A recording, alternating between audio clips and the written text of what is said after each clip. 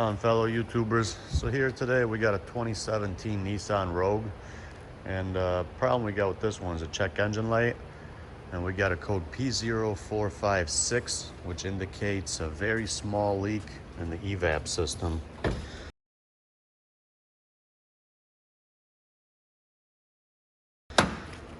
Customer already tried replacing the gas cap. Honestly, most of the time, I know people say replace the gas cap, but most of the time that doesn't really do anything. And you got to dig a little deeper into the issues. A lot of times, I'd say 99% of the time, it's the canister itself or the solenoid called the vent valve on the canister.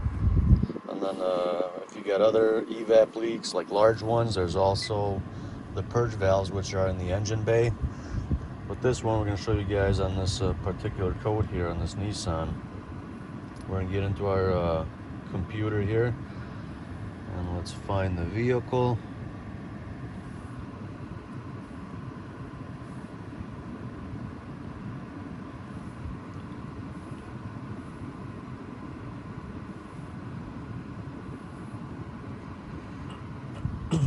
So what we're going to do is we're going to go through the computer here, and we're going to try to find the option for the vent valve on the canister.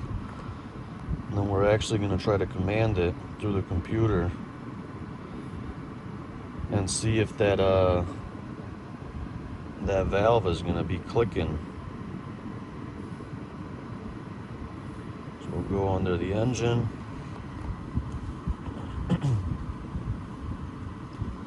Actuation tests. Yeah, so here we got the purge valve, which is in your engine bay, and this is your vent valve, which is on the canister. And this is the one I'm suspecting, so we're going to go under that guy.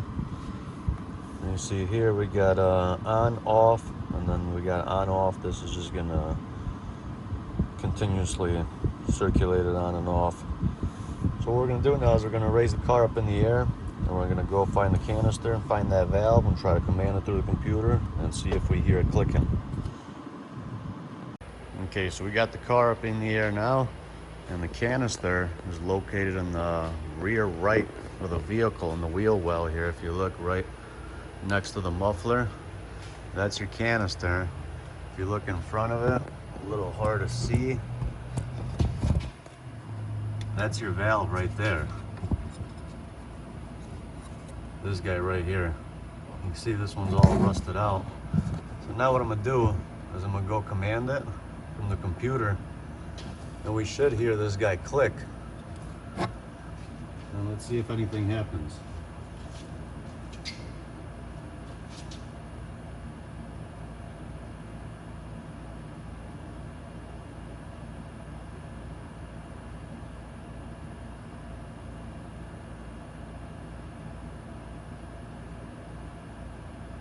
Right now it's on. Right now it's off. On. Off. On. Off. You could hear there's nothing happening. So what I'm going to show you guys, I'm going to show you guys another trick too.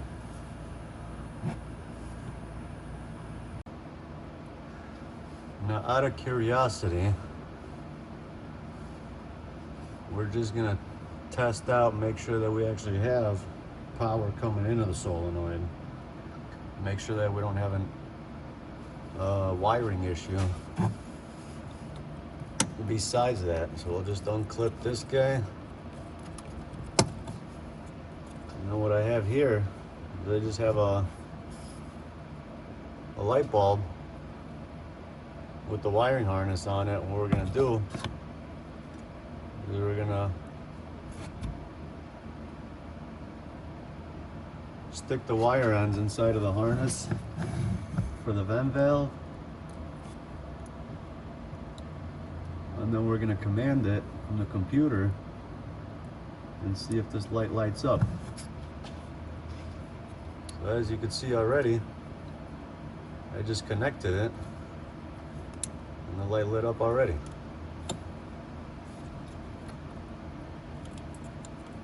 See if I can find a good place to put this guy. so that way I can command it. Well, you guys can see it.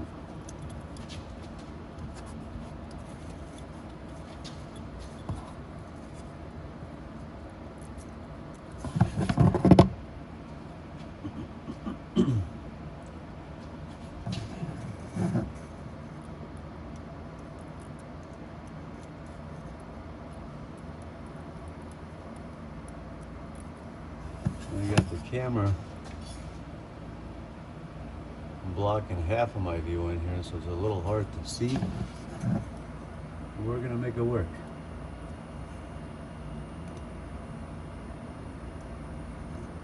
All right, let's see.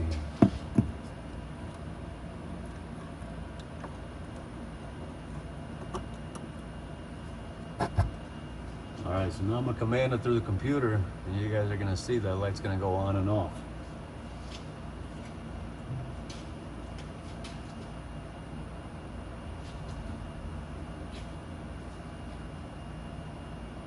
That's on, off, on. And this is the one that continuously cycles it on and off. So you can see we got power and ground coming out of the computer, and the computer is doing its thing. So that makes me believe our issue is the actual vent valve itself.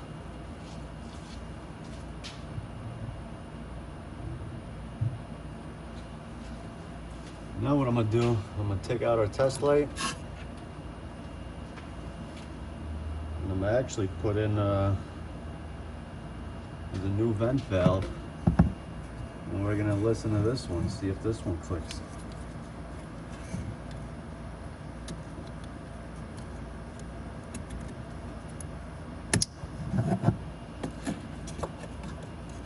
We should also see that valve inside there open and close.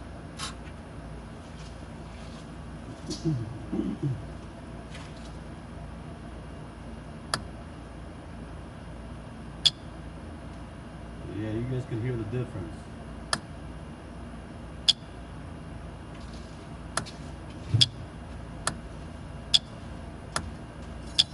And that's what it's supposed to be doing. It's supposed to open and close, releasing the vapors in the canister and send them over to the engine to reburn them. So that way we don't pollute the atmosphere. You gotta take care of the atmosphere. All right, so now that we figured out what the issue is, now we just gotta change the guy out, and then we're all good to go. I'm also show you guys, since most of you out there don't have the fancy computers to do this, I'm gonna show you how to test this with just a battery. So once we take that guy out, I'll show you guys on the bench. We'll test it out so that way you guys can make sure that it's bad, test it out at home, and then replace it if you need to. So now we'll disconnect this guy.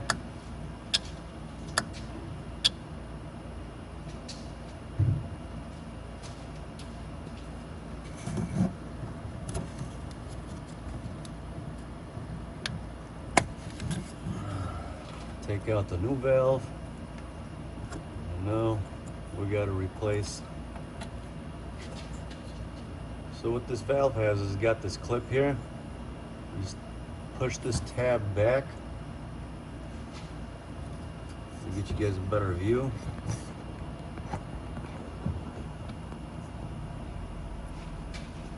So you got this tab on the bottom here, and this valve just twists out of place. Once we push that tab back, we just twist, and it should pop out.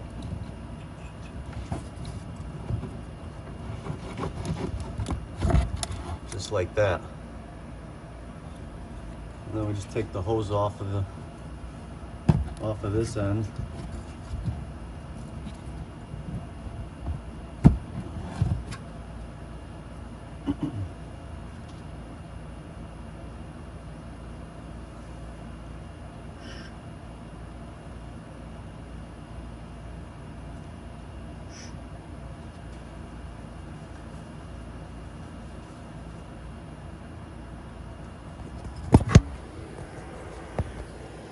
So that's our old guy. You can see it's all rusted up in there.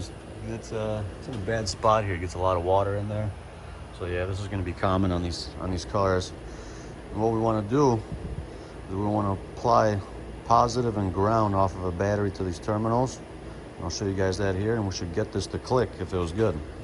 And then once we get it to click, right now this is open so we can blow through it.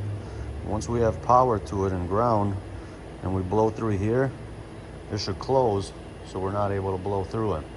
So I'll show you guys how to do that here. Okay, so here we got our negative, we got our positive. And what we're going to do, we're going to apply those to these terminals here, and it doesn't matter which one you guys put for positive, which one for negative.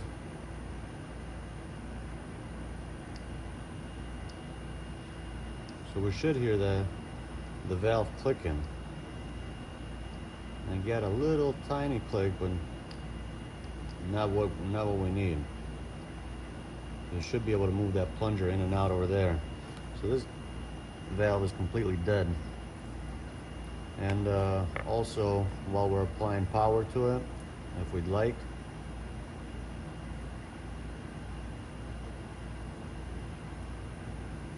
fold these two in there. You could actually take it and blow on it. You can see we still got air going right through it. It should be closed once we apply power to it. It should close. So now what we'll do is we'll test out the new one. And if you guys are wondering, I would suggest always going OEM from Nissan on these. This is the part number. All these Dormans, all these aftermarket ones, those are not going to be any good. They're not going to last. So go original. Get it from Nissan, and that way you'll be set for a while. So that's the part number on that. Now let's test out the new valve and show you guys what difference it makes. So most likely this is how you'll be testing it at home. I know most of you won't have those fancy computers to do the test we did in the car. So you hear that?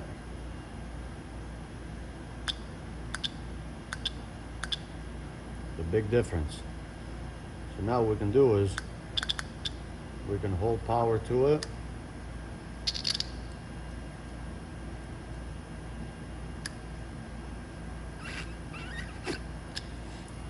And we try to blow through it, and you can't get nothing out the other side.